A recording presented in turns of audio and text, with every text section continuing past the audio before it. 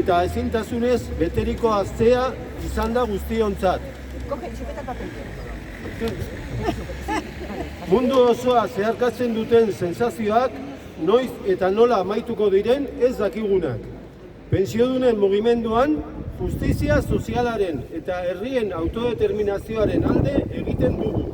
Diplomazia erabiltzea eta berarmatzearen amaiera eskatzen dugu, eskalada militarraren aurrean. Gaitzesi egiten dugu Israel Gazan egiten ari den genozidioa. Donald Trumpek bere burua munduko enperadore izendatu du. Venezuela, Iran, Groenlandia eta egokitzat jotzen duen beste edozein herrialdearen aurka indar militar gordina erabiliz.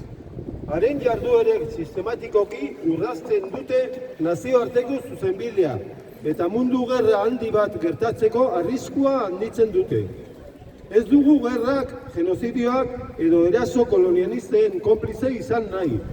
Ukrainaren inbazioa eta NATOren espantzionismoa arbuiatzen ditugu. Baita Sudan, Kongo, Siria eta barretako gerrak ere. Eta bereziki, Estatu Batuen politika neokolonialista salatzen dugu.